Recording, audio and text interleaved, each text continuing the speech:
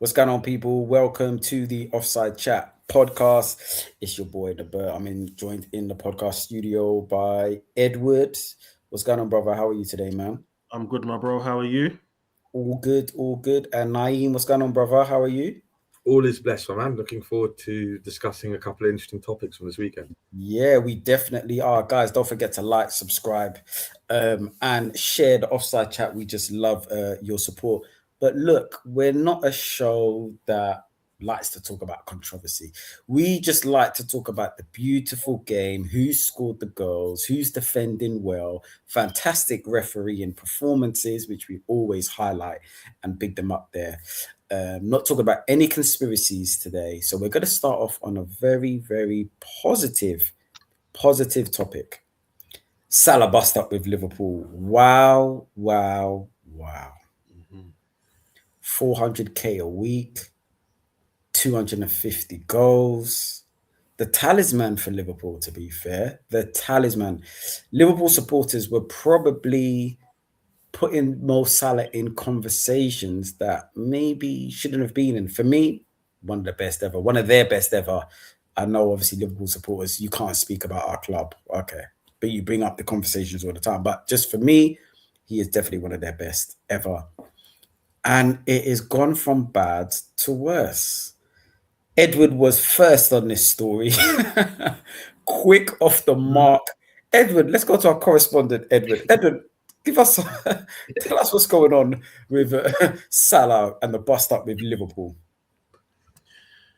Oof. Yeah, he said some heavy words, man. He said he feels like the club has thrown me under the bus. Oof.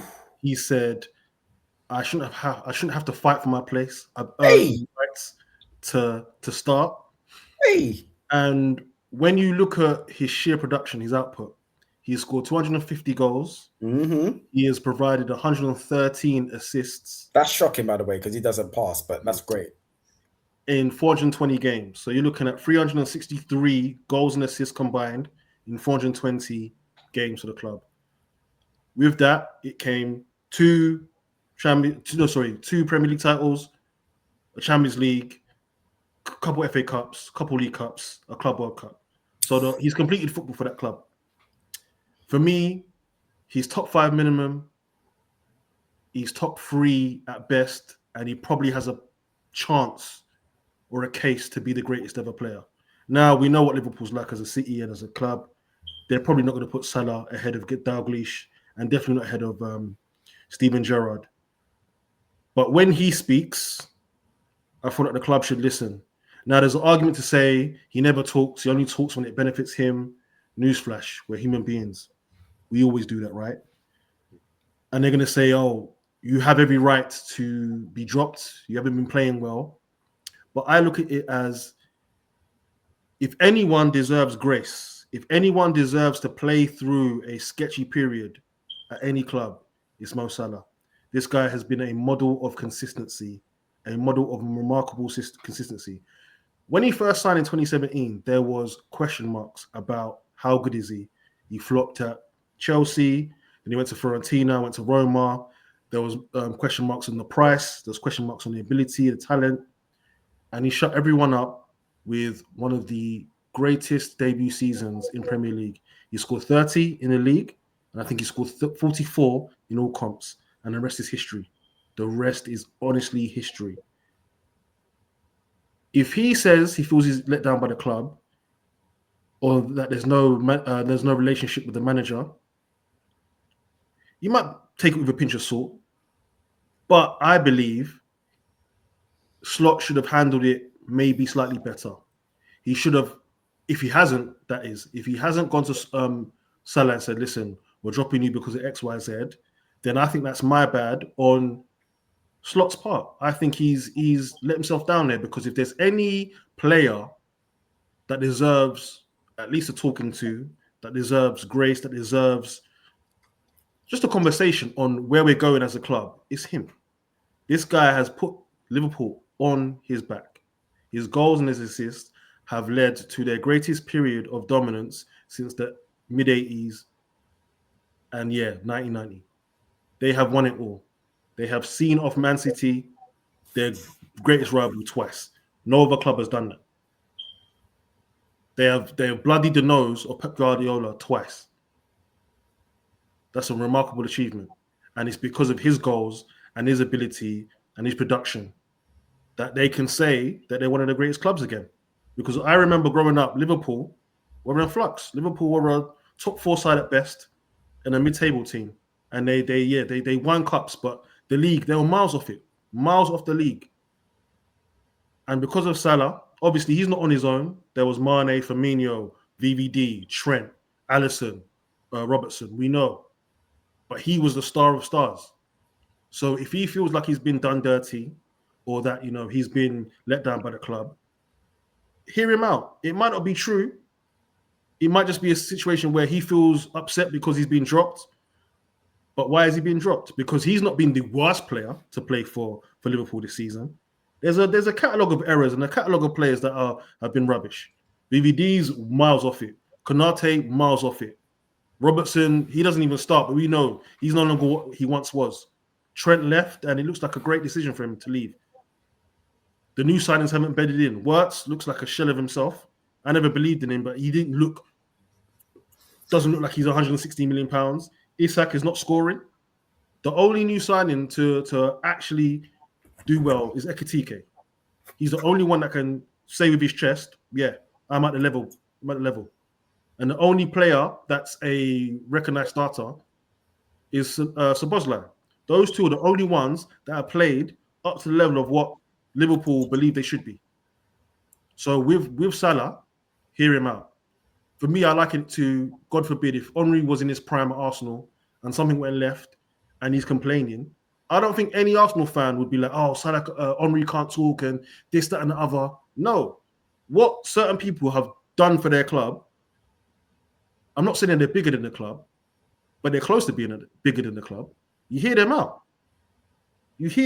Like, listen, Salah barely talks. So I understand, you only talk when it suits you. But the guy barely talks, and he does his talking on the pitch. That's why I'm hearing him out. I don't see any other than the timing, and other than it's going to sound maybe trying to engineer a decision for the club to make between Slot and Salah. He's earned the right. He's got the power. Unfortunately, they gave him the contract last year. They saw off Saudi, and also it's deserved. It's off the back of arguably the biggest carry job I've seen in recent memory. That Liverpool side wasn't great. It was Salah that was great for the majority of the season, and his goals led them to the league. So if he hasn't got a relationship with Slot, and Slot isn't giving him the respect of being our greatest player of the last 10 years, our talisman, our main source of goals, then yeah, I'm with Salah in the sense that go and air out your grievances. Does he look nice? No. But for me, I saw a tweet and it was very telling.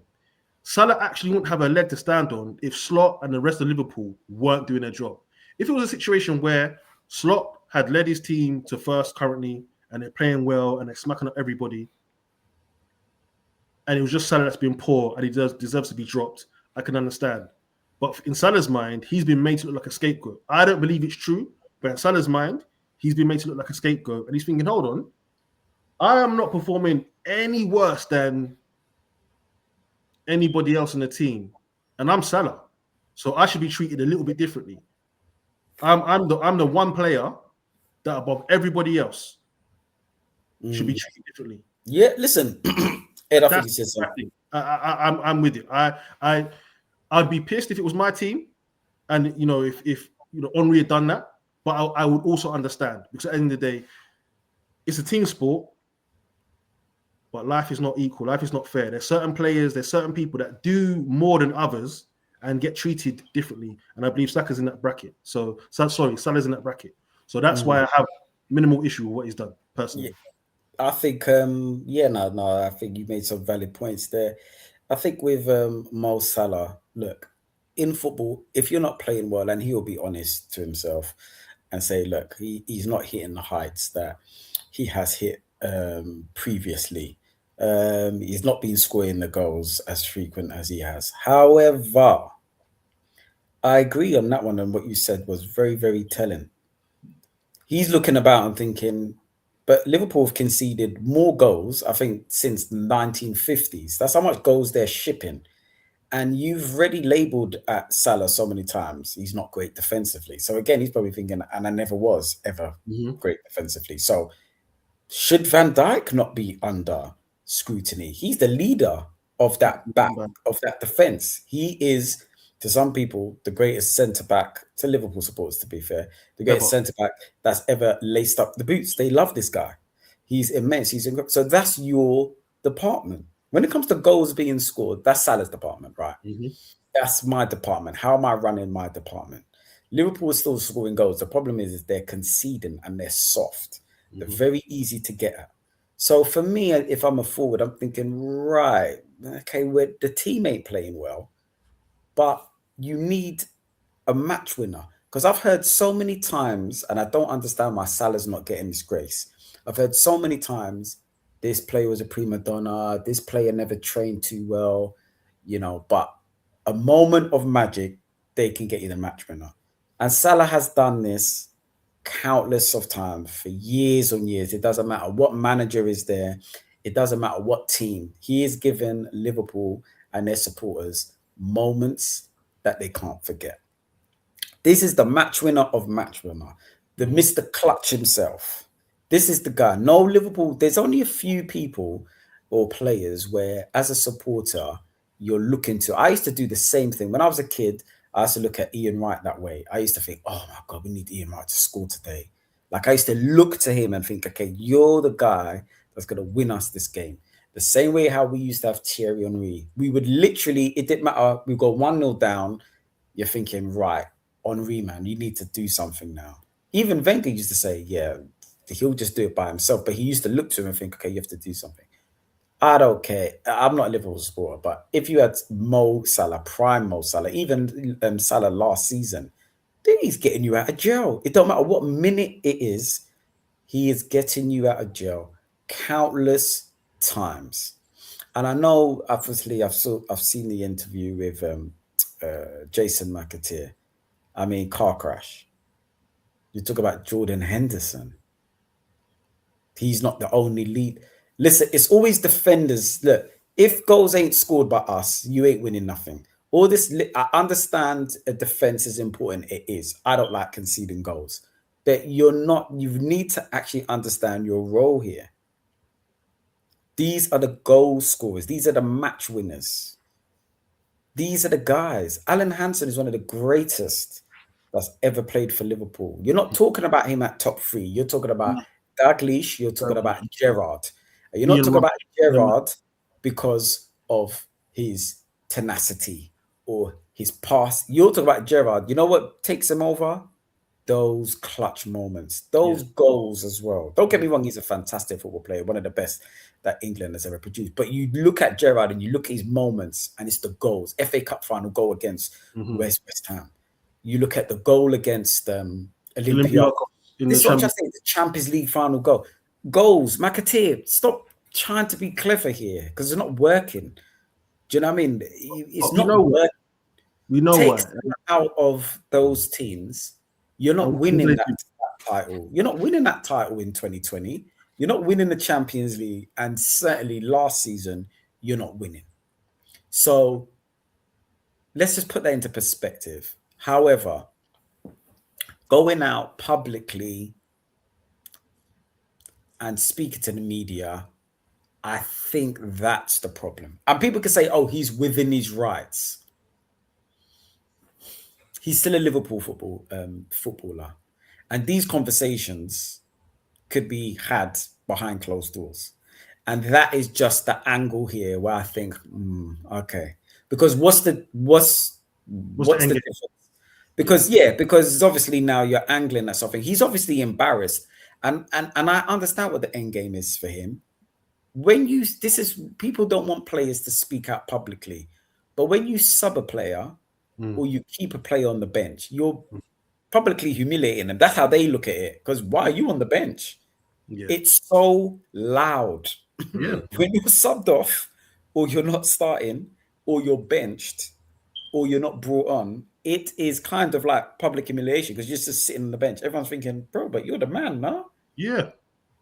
So I get it. So he's thinking, right, I'm going to publicly humiliate you. However, you are kind of paid by the club millions of pounds. It's not like you're just working for free.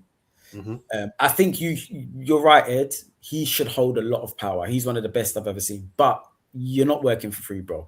This thing that sometimes people go on like, you're working for free. This is what I've done. Yeah, no, I know, but it's a two-way thing, right? You're not doing it for free. Me and Ed used to have this argument with Wenger. Bro, I rate it. Thank you so much. But I'm not now going to be crying on my knees. Oh my God, what a job. You got paid for this, right? And very handsomely. So it goes both ways. But I don't know if the situation has got that bad now that people are just moving mad. I will forgive him for that. But again, it's just publicly going out, especially after we've lost the game. I kind of get it because I'm thinking, Salah, we've just drawn a game. Yeah.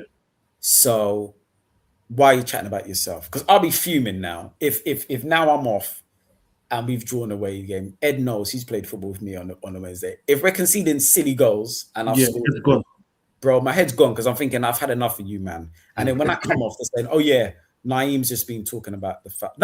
What? Brother, we just lost. What you doing, man?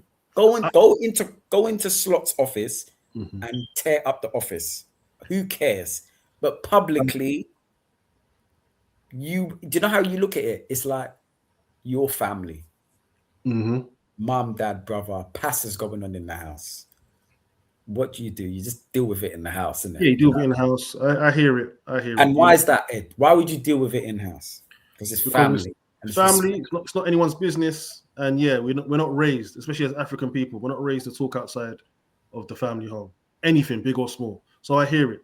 I just think with Salah, I think no, I'm with you and I agree, but I'm just trying to look at the other side and thinking that's where I can see. I hear the other side. I just think this is Salah we're talking about. And I've seen a lot of discourse where people are saying, oh, Salah's not Messi. Yeah, newsflash, no one's Messi. You're talking about. No, but he was Messi to them before. But he's Messi to Liverpool. You know what I mean? He is Messi to Liverpool in the sense that for 10 years or however long he's been at Liverpool, no one's done anything greater. I was saying in one of my groups, I said, if Salah never signed, and obviously this is like rewriting history, but if Salah never signed, that 30-year wait becomes almost 40 years. He stopped a 30-year wait for a Premier League title. Steven Gerrard never got a Premier League title. But does that mean, Ed? They got 2 and 5. Does that mean again? Does that mean you can go onto TV after your team has lost? No. And kind of down at the moment because I can see. Look, we're down. We're not performing, and okay, you're on the bench, and I hear it. You're disappointed. You're thinking, why should I be on the bench? But still, we are down as a team. We are down, and you're talking about how you're being treated. That's my only thing. I'm like, hear it. But attackers are prima donnas. They're divas. And this is probably the first or second instance to where we've seen Salah be a diva. And I'm of the belief there was never going to be a right time to drop a bombshell. The minute you go against a manager, no matter who you are as a player, it's a ticking time bomb. Because the manager is in a place of authority. Yes, there's player power, but the manager is employed to be above any player. Now, there's certain instances where a superstar player, might have some managerial power in the sense that you consult me. So I'm pretty sure that when Gerrard was Gerrard at the club, Mr. Captain Fantastic, they consulted him, okay, cool, Gerrard, we're going to sign XYZ. What do you think? I think Salah's I still think that happens, Ed. But the thing is, when it comes down to fundamentally is he's an employee of Liverpool Football Club. When his agent was negotiating for the new deal, and he had every right to negotiate for the new deal, I've scored 250 goals. I'm pivotal for this team. I'm probably top 3 ever for this team. I know. So what? Okay, Salah, I'm going to give you a 400. What are you going to do for me? Listen, I'm going to continue to try to score goals. I'm going to try to help the youth. He's not going to say, when I'm dropped or I'm unhappy about things, I'm just going to publicly go on TV and what? You know that behavior ain't right. Of course. I'm paying you 400k. So to be fair, I don't care what you've done.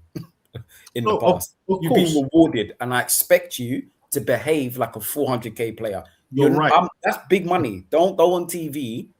Do you know what? Now I'm thinking, if this is my player and my money, Of course. I don't care.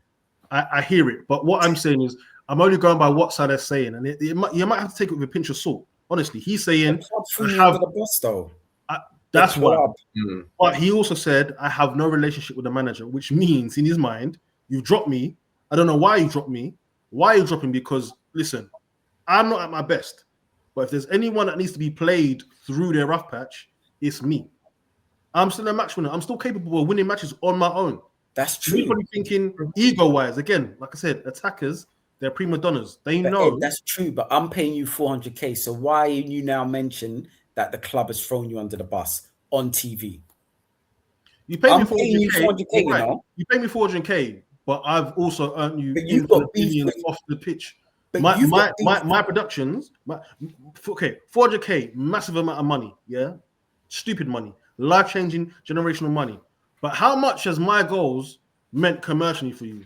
No. How much money have you generated off my hard work? If I don't score the goals, you can't give me 400 grand. Ed, that's true. But you've got a problem with Naeem. He's the manager. I'm Liverpool. I'm paying you 400k. We've agreed to it. Why are you on TV talking about we as a club have thrown you under the bus? If you got a beef with Slot, that's calm. But why are you talking about me? Do you see what I'm saying now? Now that's where I'm thinking, are you trying to angle something? Or, like what we've read, that it looks like the club is sided. That's what I'm thinking. That's the only sided with Slot. Because for me, that's a slap in the face for me.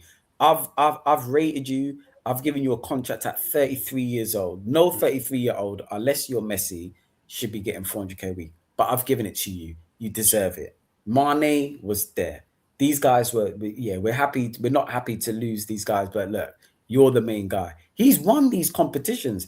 Mane, he lost that.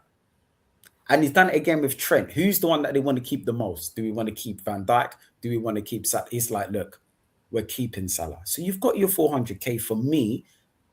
Don't go in. What? You throw me under the bus. I'm paying you, you know. If you got a problem with Slot, talk about Slot. That's where I think the club has thrown me. Ooh, the club has thrown me under the bus. It's fight talk, and he's lucky. He's going to AFCON personally, but it's fight talk. Apparently, he's dropped for Inter tomorrow. Yeah, he's not in the squad. So it's techie times, and for me, whilst I'm on his side in the right to talk, and in his quest for, you can't do this to me, I'm Salah, show me a bit more respect. I deserve more. I'm with him. The timing is peak. You need everyone to be hands on deck, and it's a lack of self-awareness. But again, attackers are prima donnas, and I'm of the belief that if this was Henry, Arsenal fans won't be split. They'll be like, listen, Henry can do no wrong. He is God. He walks on water for Arsenal. Henry, it's Henry FC. I believe a lot of us will turn a blind eye. Do you know what I mean? We'll turn the other way. We look here.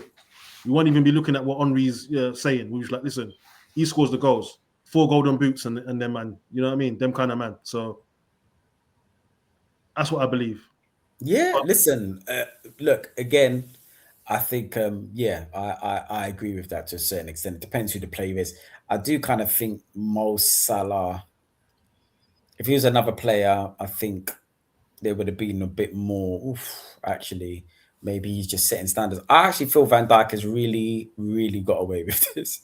Yeah, but he's captain. So you see when you're captain, but he is. There you go.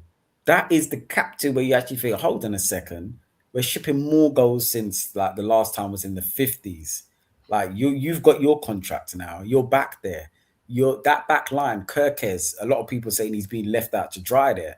You know, you're looking at the goals. It's everyone's fault. Robinson, Kirkes, Konate, Frimpong's not good enough. Conor Bradley's not great. Oh, it was always Trent. Have you noticed there's only one player that does not get criticism from Liverpool supporters? It's him. He's the one that doesn't. So I'm with Salah when he's thinking, hold on a second, me. I know what he's probably thinking. I think you need to check Van Dijk. It's not like we're not scoring goals. We're conceding more than we've ever done. This ain't nothing to do with me. And for some reason, I get dropped. I'm with him on that one. But go for Slot. If that's the guy that you want to go against, go for Slot. But when you start saying, when you cross the line from your paymasters, I pay you 400k, yeah, I've earned it, blah, blah, blah. But we don't still have to give it to you. But we have. We've shown you the ultimate commitment here and the ultimate belief. Because Ed, you're a money man. You don't want to be paying these guys anywhere near that. And Liverpool went against the grain and said, no, I'm paying you. So what has happened since the contract has been signed and now today, December the 8th? What has really gone wrong for you to come out and say the club has thrown me under the bus? Why am I going to throw you under the bus for? I was just giving you 400k and you're over 32. That is the biggest disrespect. If I'm paying someone, I'm thinking, wow, people told me Ed's off washed now. People are telling me Ed's too old. Never washed me. No, never. but bro, people will say that. Ed's, why don't you give this to a 21-year-old, 23-year-old? And I'm saying, nah, Ed's mash work. I said, bro, this is madness. And I'm like, nah, you know what? I'm going to give him 400k, even though that might open a can of worms for all the other players. Oh, facts. So he has been given the ultimate contract. Don't be talking about, Liverpool throw me under the bus. That's the only thing I'll say. Go on. Liverpool need to hold that, because for years we've lauded them as being, master businessmen, master tacticians, knowing when to move a player on, getting maximum value for their players and whatnot. Yeah, you let your two stalwarts run their contract into the ground. Actually, three, because Trent's a stalwart. You let him go, or he left anyway. Your two remaining stalwarts, you let them, run their contracts into the ground. VVD and Salah, both over 30. Both, if they were still in their prime, coming towards the end of their prime, you gave them mammoth contracts, and now they're both, falling off a cliff. And now it's looking like you've got, 800 grand a week combined in salaries, and it's like, who's gonna? We know Salah's got a market in Saudi.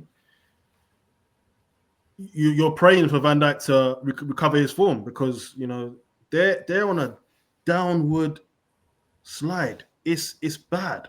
It's really, really bad. Like, if you'd have told me in the summer that Liverpool, reigning champions, are going to spend £500 million and then end up like this, we laughed. I laughed. We all thought, okay, cool, Liverpool bought the league, and now it's gone from a crisis into like real. This is bad. This is like DEFCON 4. Like, it's not quite DEFCON 5, because they're still, I think they're 8th or 9th. But this is, for the money they spent, it's bad. But yeah, Naeem, my brother. I mean, you both made very valid points. I think I can understand I think it's context, the way he said it. I think you both made great points. Throwing under the bus, he could have worded that better. He could, and I did maybe chuckle when he did mention a certain presenter on Sky Sports who is very opinionated. Yeah. You mentioned Carragher, didn't he? But I do. Look, I understand it from both your points of view. I think, end of the day, look, you're paid by your club. There's a way you could have worded it, and he could have said it is saying, look, I'm not seeing eye to eye with the manager, but that's his, that's on him, and done it in a way that he could have sort of pointed the finger at Slot and said, look, but I just respect it. I think it's the way he came across. So I agree in that aspect. I mean, it's a funny one, though. He wouldn't have signed that contract if him and Slot weren't seeing eye to eye in the summer, right? Mm-hmm. Said he had the options with Saudi. So something's happened over the first few games. I think you both made a valid point. The issue has been defensively, right? I think you mentioned a few players, but Konate, what's happened to this guy? As soon as he's been linked to Real Madrid, it's like he's lost the will. His decision making is awful. And I know we are discussing Van Dijk, and Van Dijk hasn't been that great, but I think he looks at Konate, who's half the player he is. He hasn't got Robinson on the other side, and we've discussed obviously Trent, and regardless of his defensive capability, he was a threat going the other way, and I think that was part of his defensive skill, was that you had to be aware of that. I think maybe the tipping point was They were losing the game. It went 3-3, isn't it? With what, 10 minutes to go? Mhm. Against Leeds. They had a substitution to make. They only had made 4 substitutions against Leeds, and they didn't bring him on. 83rd minute, they brought Endo for Hakpo, who, for me, gets away with a lot of. No one talks about that man, Hakpo. You know, everyone's talking about Wirtz. Fair enough, isn't performing. You know, but McAllister hasn't hit the heights of last year, but and Salah obviously has been looked upon as being one of the reasons behind it. But Hakpo hasn't been great. I think one thing that's very clear is Salah hasn't delivered the goals. We did, and I think Naeem did mention this early in the season that Trent and Van Dijk are his 2 outlets. You take away Trent from him, you're cutting off his output and his end product. And you can safely say that with the goals he's returned this season versus last, and Liverpool ain't got a point. So it shows without Salah, they're not going to go make their way up the table. I'm with yourselves. I think you play him back into form. You give him a bit more than a couple of games on the bench. I can see in certain aspects as well, in terms of him saying thrown on the bus, etc., etc. Is that coming from? It feels a bit like the past couple of weeks with Salah's form dropping off. A lot of noise in the media about, will they sell Salah in January and recoup some money? And is Mohamed Salah then stepping and taking back and like, hang on, is this what the game was to get a transfer fee for me? Now I might be playing devil's advocate here completely. However, you've got to put yourself in the mind of this football player. Like, I've signed this and that. Okay, a few bad games, and now you're thinking about selling me because I'm your most sellable asset because the Saudi money's there. It could be a bit of everything. You know what? You've raised the point, and for me, I've seen this film before. I know exactly. Will not be surprised because let's not forget he's not a scouser. As much as we have to say, to be honest, he's not homegrown. But what happens in every single workplace on this land that God has given us, earth, it happens at every single workplace. When someone's under pressure, it's him. Yeah. And you start having these conversations, and that's Slot is, look, he did great to win the league last season. A lot of people again were shooting a bit early. I said, take a touch, man. It's great to win the Premier League, but he's come from Feyenoord. He's come from the Netherlands. I think what he done was pretty unprecedented because I looked at that thinking, I didn't really think you had the minerals to do that. I think it's a bit disrespectful. He did have Klopp's team. A lot of people said, yeah, but Klopp's had his team and he didn't win. Remember, Liverpool were ahead that season before. I think they were in 4 competitions at that time as well. So it's not like, they fell off, fine. But he had a very settled team, a team of leaders. He came in, Arsenal drew 12 or 13, City were off it, and they took full advantage. And one of the main factors was Mo Salah. So again, with Liverpool, people were, and Liverpool supporters as usual, Slot is a genius. Look how long it's taken him to come in and turn something around. And, look how quick he's done it. Look, you got other managers in the league that aren't performing. Like, they need this billion, they need that billion. Well, we've seen how much millions have been spent this summer, and we've seen it's been tosh so far. They told me it was August, wait to September. They told me wait to October. They told me wait to November. Now we're December. It's going to be Christmas time. Cliff Richard songs playing out loud. And it's still trash. People talking to me about Gyökeres and Mbuemo and Sesko and stuff. No, there's a player that's performed worse than all of those guys. His name is Alexander Isak. He's the British transfer record. There's excuses coming out left, right, and center, and that club is under pressure. And I'm telling you now, I've seen this film before. Slot, it's been a dreadful season for Liverpool so far, and he's been called up by the big men upstairs. Yo, what's going on? Someone's going to be thrown under the bus. He ain't throwing Van Dijk because that's his countryman and captain. He's probably thinking, who is actually, out of the leading players, who is probably got more power in regards to me keeping my job? Yeah, Van Dijk. It's Salah. What? Salah's thinking, it's Salah. Yeah, I kind of think he's dropped off, and look at it, he's on 400k already. We can kind of save a bit of money there, recoup. Obviously he's not running back, but this season we're struggling. And probably Liverpool have looked at it and probably thought, yeah, maybe you're right. Let's go with what the manager's saying. On this occasion, no, you don't. You change the manager, man. Because he goes AFCON, doesn't he? He goes Yeah, AFCON. look at the dynamics. It's just, Van Dijk's not getting blamed for anything, and he's supposed to be the leader, and we're shipping more goals than we've ever shipped. So how come Van Dijk is not the one that should be on the? Why is he not getting dropped? I agree. There's a lot of players. I mean, you even look at them. Arsenal centre-backs get dropped for less. You do know that, right? Like Kuya could not be doing that. That's what he's doing this season. Yeah, and but he seems to be, that little Dutch mafia seem to be running it now. Gakpo's fine. The manager now is cool. Van Dijk, don't blame me.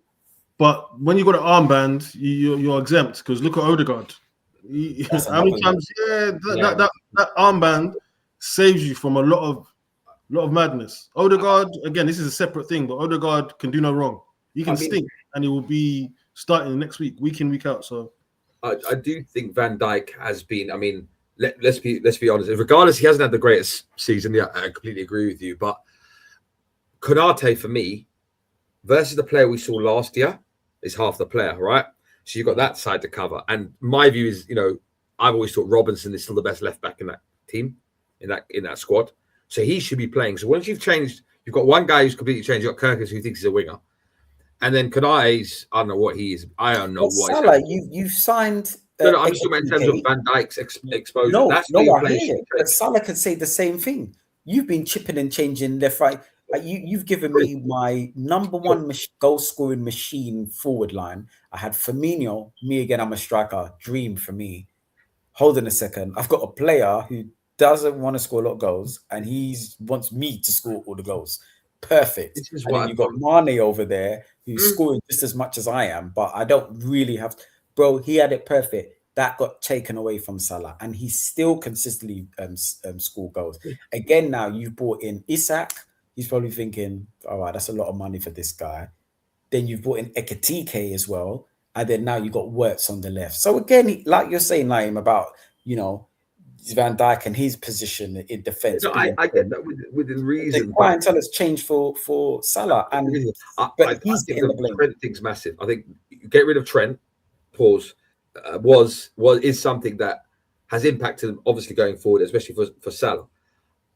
I do think there is untouchables in the team, and to your point, is that but Salah's played in that position consistently in his right wing. For me, though, it's very evident that, and for me, maybe I watch too much Joe Rogan, right? Maybe I watch too much Joe Rogan podcasts, but there does feel like to be an ulterior motive.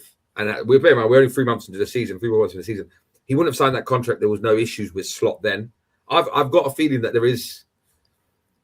And look, end of the day, the club pays you a lot of money end of the day, but I've got a feeling that they are looking and thinking, actually, we do need to spend a bit more money. As crazy as that sounds, central defense, midfield, who can we sell and make money off? And they're looking at Salah. But let's be fair. Salah goes to AFCON. He'll play most of it realistically with Egypt. I know you will both be following that tournament very, very closely live on Channel 4, which is going to be great. However, let's see how he.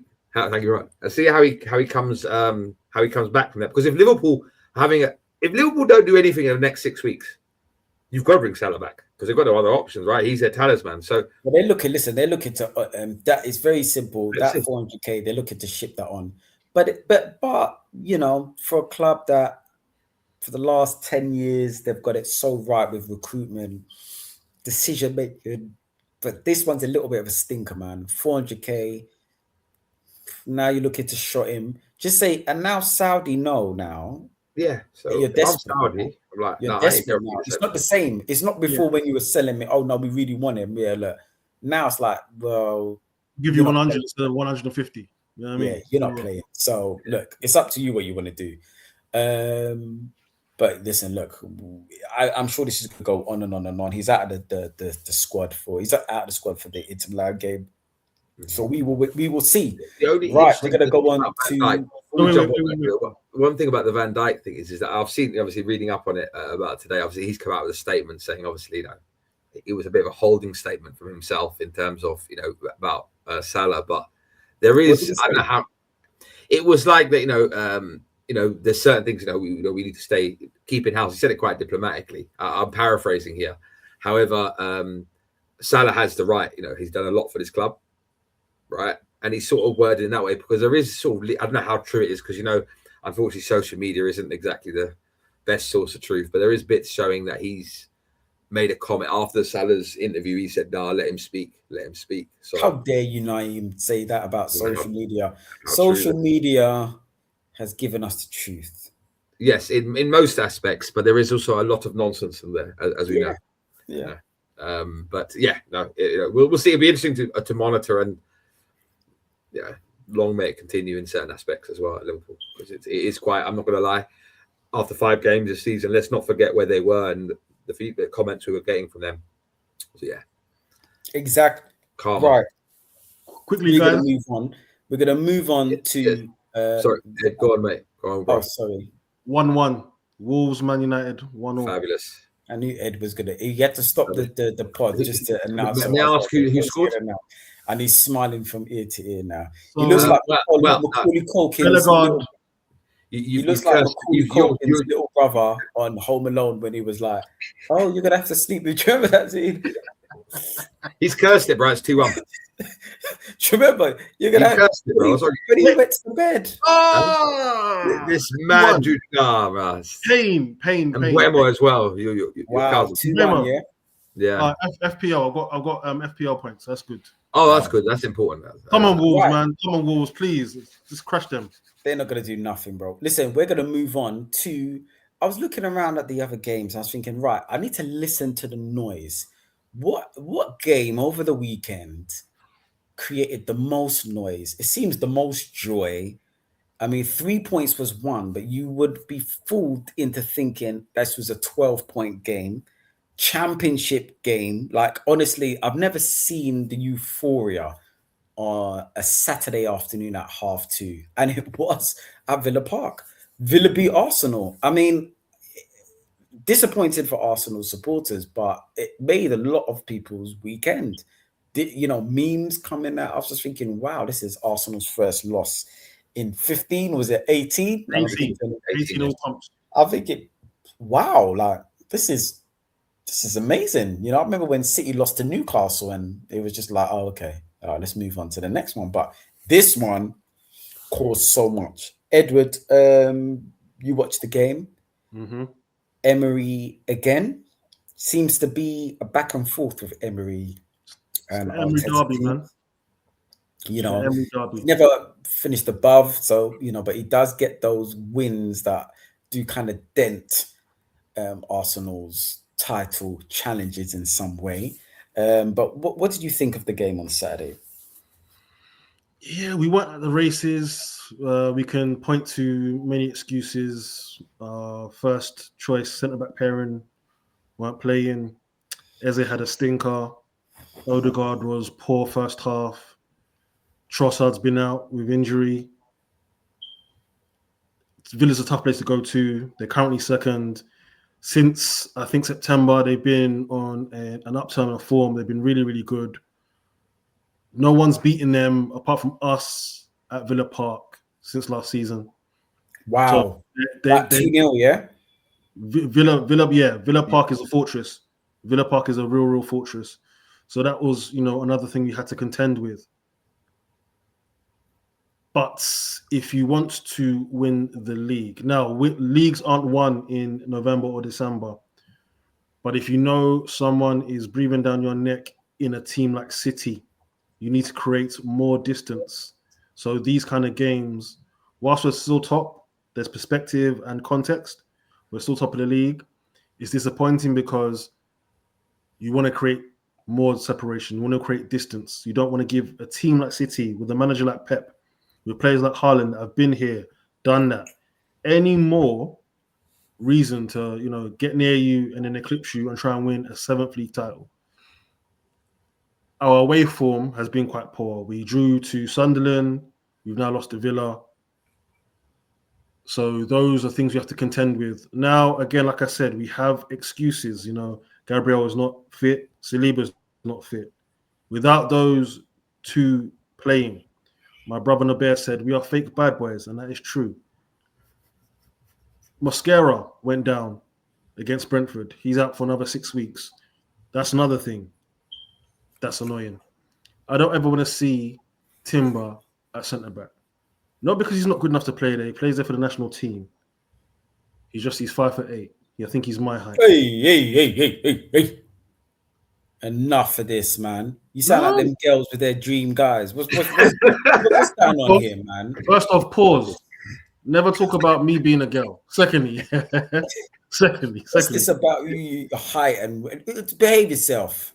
No, if you're gonna be an undersized centre back, pause. Undersized. You've got to be the second coming of the the short kings out here, man. No, it's not about short kings, man. Listen, there's only Cannavaro and Baresi. Cannavaro and Baresi. Those are the only two bad man centre backs that were under 6 foot.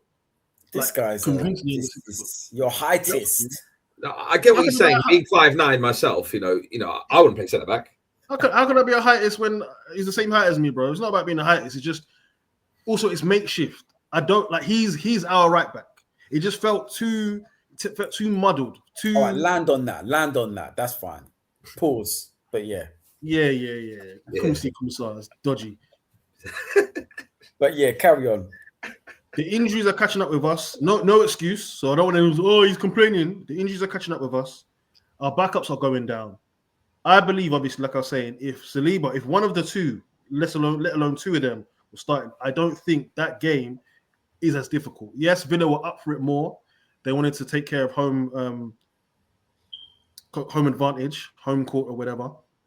I just felt like we just went at the races, and we can't afford to have more games like that because, again, like I said last week, Liverpool episode with our boy Ellis, I said this is why I believe we'll win the league, but it's one game at a time because this league is unforgiving.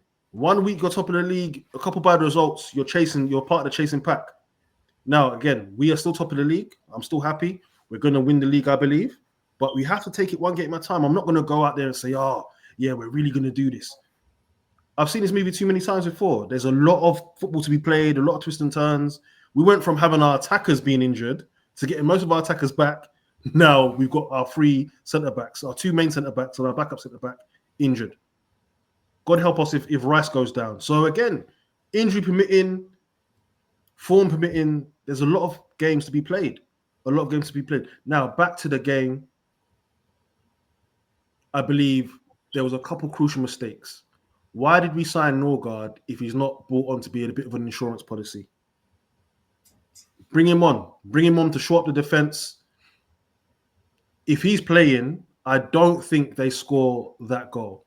Then the goal that they scored, it was a criminal goal to concede because Nketiah... The second one or the first one?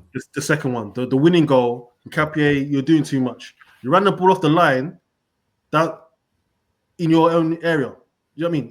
In your side of the pitch. Boot that down the line. Clear it. You're taught that under nines.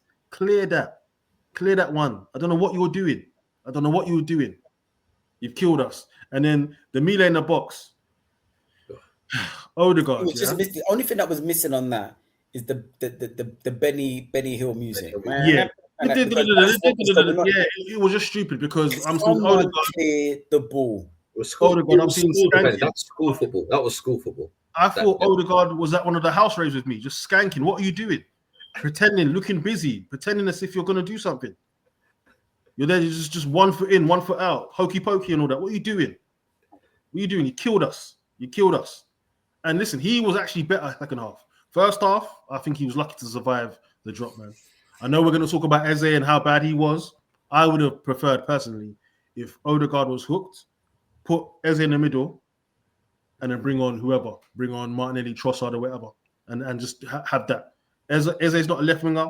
I know he's going to be shunting out left now to accommodate for Odegaard. He's the manager's son. He's the captain fantastic. He can do no wrong. So we're just going to have to contend with that.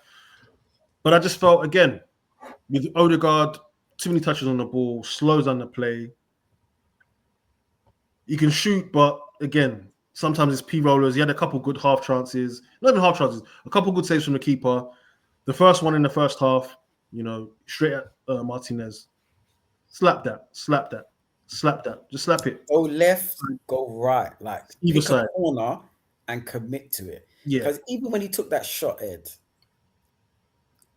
look, he took, he shimmied. I thought, okay, wow, you got free shot here. Because Villa give you chances, you know. Yeah. Bury that. Put it in the bottom corner. Put it on to his left, to his right. Just shoot with conviction. It was just like, let me just get this shot off. He didn't even know where it was going. Yeah. If the shot goes wide, then I know, okay, you've aimed to go to a corner and you've overcooked it. When you start shooting straight at the keeper, for me, you're just getting the shot off. You're just hoping for the best, to be fair. So I was disappointed in that. Second half, there was another chance at 1-1. He shimmied again. I thought, oh, he's curling this bottom corner. I thought this is the it. one. Oh, it's bottom corner. I thought the one where no, he just shot it at him again. Yeah, and then he went and got that third one where he saved, and I thought this is more like it. But again, centrally, all your shots are you're just hitting this at the keeper. Just get it on target and let's just see what happens. And for me, it's a 10. But yeah, look, I've said it and I'm going to repeat it as well. Arsenal top of the league, 2 points. With the sort of memes that people have been sending and the celebrations from last weekend, you would think we were 2 points off relegation. Because when you look at it now, after all of these games played, who do you want? You're still top of the league, 2 games, 2 points ahead. We've got a home game against Wolves. And let's put this into perspective. We've gone away to Old Trafford. We've gone away to St. James's Park. We've gone away to Stamford Bridge. We've gone away to Anfield. We've gone away to Villa Park. Now, I'm not disrespecting any of the rest of the Premier League teams because every game is difficult in the Premier League. Mm-hmm. But as an Arsenal team, you've probably got the Etihad left, and that's it. Possibly White Hart Lane, because they're going to be up for that. So you've done, by December, you've done Old Trafford, Stamford Bridge, St. James's Park, Anfield. Yeah, Anfield, yeah. Yeah, you've already... and Villa Park, who are the informed team. And you're still 2 points clear. At the beginning of the season, if you told me we're going to do all those away games and you're going to be 2 points clear, and the next game will be against Wolves at home, I'll be like, right, let's do it.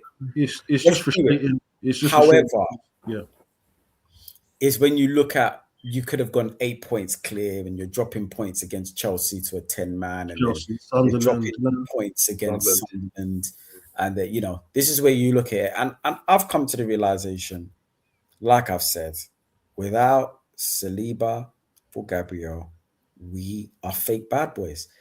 There's 3 bad boys for Arsenal. That's it. These are the guys that if you've got issues and you're going to meet the rival, gang somewhere, and you've just knocked on everyone's door, Saliba, Gabriel, and God forbid Rice ain't there, bro, we know what's going on. The rest of us are just, look, I'm going to be right at the front, scrappy do. That's what the rest of them are doing. Because the reality is, these are the man. Yeah. I think that, as I said, Saliba and Gabriel, without them, we're the fake bad boys. Because offensively and defensively, that's how scary it is. That's how important they are for me as an Arsenal supporter. Offensively, Gabriel, he's been out the team now. I can't remember the last time we've scored a set piece. I can't remember the last time I've seen people shaking and nervous to give corners away against Arsenal. He's moving like Shaq in the mid-90s. He's dunking on man. They've probably worked all week to try to stop Gabriel, and still, don't matter how tall their defenders are, don't matter how bullish they are, Gabriel is moving like Shaq Attack, dunking on man. He might as well just put those Reeboks on and do his thing because he's unstoppable. But also defensively as well. When we're giving corners away now, why am I panicking? There was a time I was thinking I'd rather give them a corner because I know this is getting cleared. Now I'm nervous. Look, you see even, against Brentford. Thank God for Rice's save. That was going off the crossbar. We're conceding against Chelsea from the near post. That's the drop-off. But it's not only offensively. Obviously, defensively, you've got 2 world-class defenders, 2 of the best in Europe. So the drop-off is not going to be great. Yeah. However, defensively as well. Now, offensively with Saliba, you just got that he's assured, he's competent, a top defender, but it's his distribution as well. You see the difference because now, even when you look, if play gets broken down, Saliba will get the ball, shimmy 1, shimmy 2, and drive forward. You know, he can break the lines with a pass. He's that techie. And now you even saw the game at Stamford Bridge a couple of games ago. Rice was telling Mosquera, go, bro, go, drive forward. And we're missing that. We're missing that because if a corner comes back, it comes back to Saliba, he sets up the play again. And obviously, Gabriel, defensively, offensively, he's just aggressive. And I think Villa looked at that and Chelsea looked at that and thought, yeah, the guys ain't here today, guys.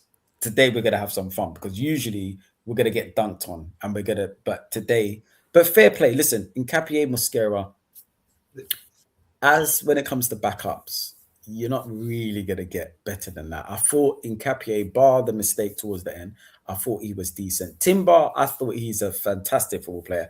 I thought he was fine.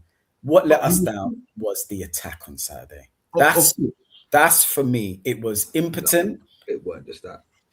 I was going to say, I'll let you go. No. I'll give you my view. With Timber, it was. He's our right back. I don't want to see him playing centre back because he can. I know we had no choice, but it's just a situation where it's like we need our main guys back desperately. Without them, we ain't doing much. But bro, I'm with you. He could have played white centre back though. Could have played white centre back with a bit more height, then, isn't it? Timber. I would have preferred that. I spoke to Nobs the other day. I said, White. I said white Timber right back personally. But see, that's the exact reaction he had. I would have preferred that, man. I think you forgot that bottling of the top fours. Remember, brother, he will get yammed physically. Look, the thing is with it is that I think you made a point about Mosquera and Hikapi. But the thing is with both, they've been here 4 months. Saliba and Gabriel 4 years. Yeah. In the grand scheme of things. So if I look at it, I think you made some valid points. Without one of them, they look a bit lost. Direction. That's one thing. I think it was one thing that was very clear. We were talking about the attack. I thought Zubimendi had a bit of a shocker. Right? We're talking about Norgard because you mentioned him earlier about Arsenal's depth and this and that. I think centre backs is great, and look, but I think some of the amount of space that Morgan Rogers had a great game, by the way. And fair play to Villa. Tielemans as well. Tielemans was very good as well. Yeah. For the amount of space they kept on finding in the midfield. You know, it was surprising. Now I thought Zubimendi's had a very good start to the season. New league, etc. And there's been a lot of hype about him. But this is where, to your point, 60 minutes. You know what? You're knackered. Get off the pitch. Norgard, you come in now. One thing I'll say about it is I don't think they've looked at Norgard. And I thought, yeah, maybe I know he spent 10 mil, but he ain't no. But Naeem, bro, thank you, because for me, when people were saying, "Oh yeah, Norgard made sense," we always do this. Arsenal fans, it's like they can't say anything bad about Arteta and his decision making. There's always, "Oh yeah, it's justification." Then you will see what I won, because it's like, okay, all we saw in the summer was, "Oh yeah, good bit of business. He knows the league. He's combative. He's Brentford's captain. Yada yada." How many minutes has he played in the Premier League? He's not even getting garbage minutes, bro. 15 minutes, if that. I don't remember seeing. I know he's played in the cup. Obviously, he's played a bit in Europe and a little bit in the Carling Cup or the charity, whatever. Him and against Sunderland, I think. Yeah. Listen, he should have. Naeem, I'm going to let you continue, but you're right. I think. Listen, Zubimendi's a lot of people. He's been good, of course he has, but I do kind of feel that game we were getting overrun, and it's not a surprise when you've got Martin Odegaard, Zubimendi, and the midfield is getting run. That poor Declan Rice looked like he was doing everything for everybody, man. Like he was just trying to keep them guys up. And why, if Zubimendi is tiring, that you don't bring on Norgard and say, "Listen, we need to shore things up." I'm with you, Naeem. I thought that was a call that should have been done. They were clearly tired. Yeah, and the Norgard thing doesn't make any sense to me. Like he doesn't. Obviously, he probably thinks you can't play him. Even much as they've signed him, whereas he's hardly played any minutes, and I think that's where we've always said if Zubimendi does, Rice, one of those two go out, at midfield, and they look knackered in the grand scheme of things. But I think we've got to give credit to Villa. I think we've talked a lot about it. I thought they played first half specifically. I thought they played pretty well. They were obviously up for the game. I thought second half, which went 1-1. I think there was a couple of chances, and I think Arsenal a bit more brave. They should have gone on one in that game. I think a lot of the noise comes out, and I said that I was speaking to my cousin back in South, and he made a good point. Was that it reminds me of when we were younger and Man United were winning all the games, but when they lost last minute like they did, we'd all have a bit of, because they were the best team in the country, and I think it's part of that. The way Arsenal lost it last minute, everyone's looking at Arsenal being arguably the best team in the league currently. So, and and our fan and the Arsenal fan base can be quite emotive. Not ourselves, of course, because we're classy, but there is a nature of that aspect of it that can be that. So I think it's a bit of that. I think going out of the game, I don't think Arsenal are any more weak. I just think they look a bit knackered in certain respects, tired. I think, and this is where the point of this depth squad. I won't talk about the defense because defense is just injuries. But I think the quicker Saliba, I know Gabriel's out for another rest of the month. The quicker Saliba comes back, the better. In the grand scheme, I think offensively we just wasn't good enough. Offensively, I did think we were good enough. I think as a move left wing didn't work. Doesn't work. And listen, I get with Marino, and look, he's scoring back-to-back games. He's led the line. Well, I just thought Villa away, and fair plays to Arteta, because I always feel with Marino, he comes in. I think he's been a great signing because he can play multiple positions, and when we need him to step up and cover somebody, he'll get you a goal or not. No one's questioning that. No one expected anything more. But one thing I like about Arteta, if he has a iffy half or he doesn't score, he doesn't waste time waiting until the 80th. He was like, listen, bro, thank you for all you've done there. Look, we have to bring on Gyökeres. And I kind of felt that was wrong, because I kind of felt Marino has been playing well, but let's play the game.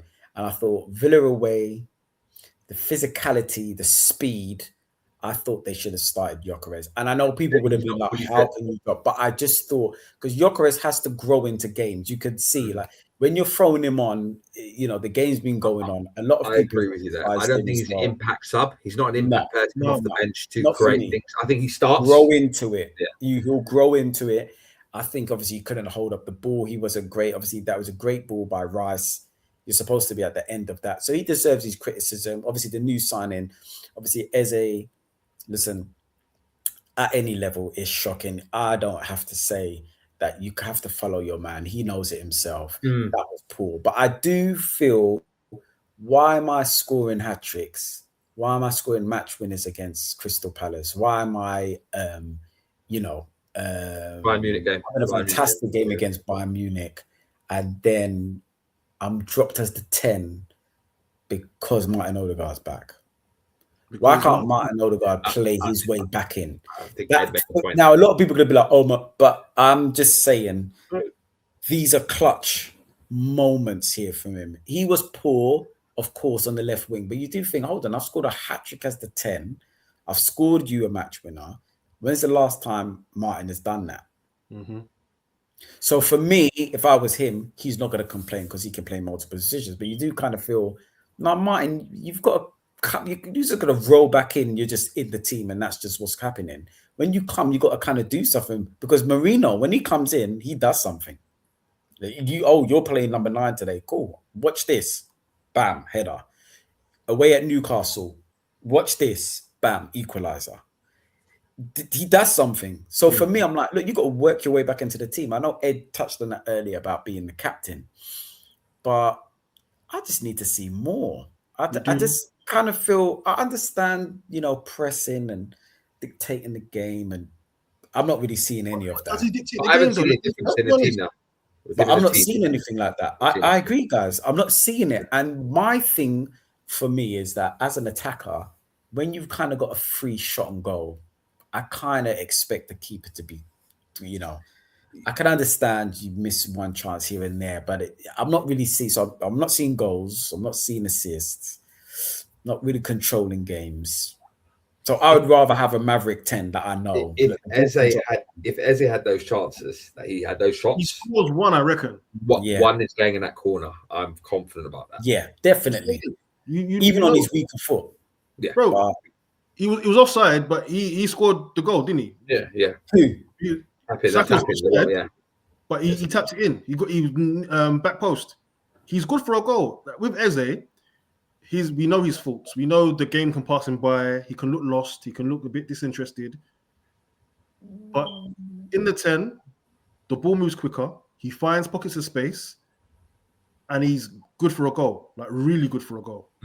I believe if he played in the 10 against Villa, he probably scores. He carries the ball better than Physical as well. He's very quick, ball at his feet elusive. as well. He's got a feint, he can go past players at will, takes out a couple of players with, body feint, pass. The ball moves quicker. With Odegaard, he needs about 85 touches, 100 touches. Look, I think I'll land with both. I think we'll see who starts against Bruges. Is it Bruges on Wednesday, is it? One thing I will say is I'm sure there's some sort of thing about if you play Europe on a Wednesday, you don't get the 12:30 kickoff on Saturday. I don't know how that turnaround happened, and I think that was on Saturday. We still got it. We still got it. Yeah, that's the thing. It's another first. Sunday if you play on Wednesday. Yeah, that's normally the rule. Wednesday, and it'll be played on the 12th. Didn't Villa play? Villa played Tuesday, I think. And that's not supposed to happen. But again, listen, look. It doesn't matter. Look, fair play to Villa. Credit to Villa. They're in good form. Look, a good team at home. I want to see the same energy when he plays some of the other teams, because I've seen this story before with Emre. Congratulations to the man from Aston. Yeah, they played well. And did they deserve the 3 points? I don't think they did. But I thought a draw was potentially a fair result. But, let them enjoy their time in the sun. Yeah. You get what you bargained for, man. So they've done their thing. Lastly, see Marino. All I saw was over-indexing and gassing him, and he will give you these games. He will give you. That's why he's never going to be a out-and-out starter. He's a utility guy, and I'm glad that he does what he does. He's good for a goal. He's good for moments. But if you hitch your wagon onto Marino, he's only taking you second. He ain't taking you he's not taking you to the promised land. I believe that with my entire heart. He's not horrible showing. It was one game too many for him, personally. One thing, man. He good impact sub or whatever. But Mourinho is not the guy that fans that dislike Gyökeres want to portray Mourinho to be. Please, let's use our brain. I think one thing I'm going to call it out because I said at the start of the season, Havertz is back soon. He'll be the starting 9 for Arsenal moving for the rest of the season. We'll finish second. So that's I think that's what's going to happen. It looks like I'm reading that Arteta is saying that. Well, I read that, but then I also read that Arteta was saying that it looks like Gyökeres' runs are not being seen. You know what I mean? People say we have discussed earlier this season. We have said this. They're not being seen. And on top of that, he reckons they can play together. Well, there is talk of him playing in the 10, isn't it, Havertz? Instead of Odegaard in certain games and playing them. But let's see what happens. Because Kai Havertz is another one of Arteta's chosen one. But we're saying that. But at the beginning of the season, Gyökeres was starting. That's because injury. He had just come back. He got mashed after. We're getting fully fit. He came on. He got mashed in the first game. In the first game, he got mashed up, right? He got mashed in the first game. Oh, was it the first game he got mashed? But Gyökeres started though, no? He started that first game. That was, I guarantee you Havertz will start more so than Gyökeres. You know why? Because he adds more to the wider team. Goal scoring, no. But then, let's be fair, we'll see. Listen, for me, we need... All I'll say to you is with Gyökeres' goal return, would Havertz had similar if he had started up top? It's just an option. It's a thing for another day. Havertz would have had 4 goals, but yeah. This revisionism on Havertz. Havertz is a nasty youth, man. I'm sorry. He's a nasty youth. I'm not disagreeing.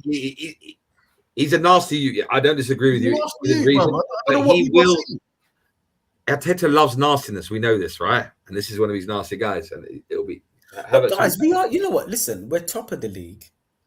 We've scored the most goals, I still think, isn't it? So the goals are being shared out at the moment. Gyökeres is back from injury. Yeah, the goals are coming in slowly. He's still their joint top goal scorer. I think everyone's on 4. Same as Saka. I mean, we're looking at Gyökeres, Havertz. We need more from Saka, passing less, so we need to see more goals. But the forward line, let's just be honest, it hasn't clicked. The only one who I've seen is really got his grip the teeth is Trossard. It looks like he's really on smoke this He's injured again, isn't he? Yeah, he seems, and look, he's injured. He going off, didn't he? He did go off, yeah. He scored again. So for me, the forward line are not clicking. But again, we're second. We've got time. Jesus back, Havertz back. He's got much more options now. Jesus. Oh, Jesus. Yeah, shout out to the Bears boy. But he played I believe he played against under 21. He played against Man United 3-0, and he scored. Did he score? I don't know. I didn't follow it. Did he score? Did he score the bit? Did he actually score the bit? He did score. Okay. We need everyone we can get. Honestly, I'm looking at the whole squad and saying, guys, I don't care who's putting this ball in the back of the net. And you guys need to take us over the line. So for me, it's a clean slate now. I'm literally like, everyone do their team. Because we've got more than enough now. When Saliba and Gabriel are back, we're going to look more stronger defensively. So the attack, you just need to, make it. Do your job, because the defense does their job. And sadly, guys, it's 4-1 Man United. Yeah, they're playing Wolves, bro. It's fine. I know. So we got Wolves next. When I saw 1-1, I got excited, man. I said, yeah, come on, Wolves. Bro, your boys scored. Mason Mount. Mason Mount scored. And Buemo scored, and then Fernandes has got a brace. Yeah. Well, listen, man, we've got Wolves next, so I expect the same thing. But listen, guys, thank you so much for tuning in to the Offside Chat. Don't forget to like, subscribe, and share. Take care. Peace. Peace out.